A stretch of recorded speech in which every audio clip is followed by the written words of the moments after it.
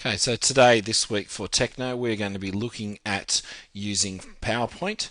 And I think PowerPoint's a tremendous tool for two reasons. One, it can be a real assistance to us when we're trying to present something. I do really hate people who spend the time, when they do a presentation, they don't think about what they're going to say versus what they're going to put on the screen. They just put everything on the screen. But it can be a really good support tool. It can help you show images and key phrases at the right point in time. Secondly, I really like it as a summarizing tool. So for students who are trying to put summary notes together for an exam, the way of PowerPoint where you have one concept on a slide and then several dot points below it can really help students. Well, the first thing we're going to do is pick a design template, and there's hundreds of them normally available and quite often more available online as well. Each version of PowerPoint is a little bit different, but we'll grab that one there. And here is my setup where I've got my main screen for design and then my outline slides over here. I can click in here and go Tech, No, and I can go PowerPoint and set it up like that. And on this page I can grab objects, I can move things around, and I can make them be the way I want them to be. But quite often the design that the original designers have come up with is actually a really handy way to look at it. If I come over here, I can click on this and I get a number of predefined styles for me. So I can go to Tile and Content, and here is my page 1, so PowerPoint, and I can click here and add text. I can type obviously in the box and I can work it from there. There's a number of ways of adding items and elements to it. There's the traditional way of going insert photo and getting a file. There is also the capacity to drag and drop both from websites. So if I've got a file here, I can just drag and drop that in, and I'll get rid of that one for now. But it's also possible for me to open up a web browser, do a search for a photo of a frog, click to images. Never just click on this image and bring that in, because all you're going to get is the preview. If you really want this image, click on it, and then you can go view original image, and then that will then give me the ability to drag and drop, which is a lot easier than copy and paste. And see, by default it's taken over the whole thing, but then I can rescale that, put that in different positions, and that can be a really handy way of helping people understand what it is that I'm going to be talking about. So the other key things that you need to do this week is to go to learn how to put transitions in. So when we move from one slide to the next, we can have it set up so that as we move from there, it will actually fade in or wipe. And there's a whole lot of effects.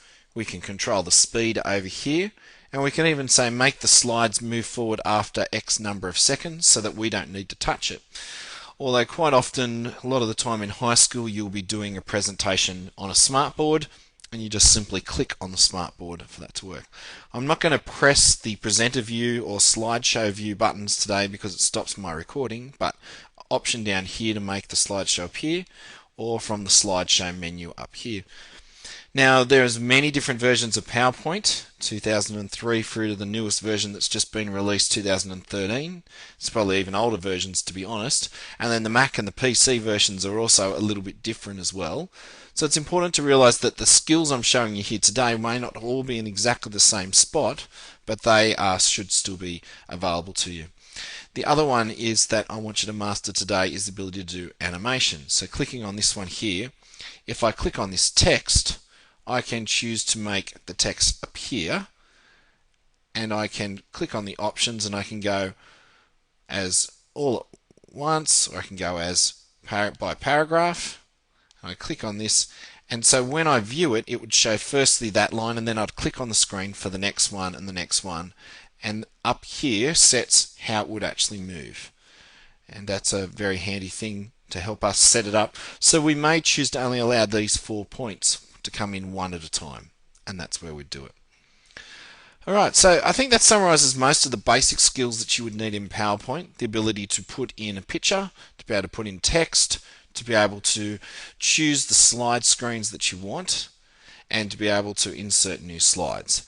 Apart from that, there's not that much more to being able to do cool things in PowerPoint. There are obviously some shapes and some media. There's a few other things that you can use through this menu here.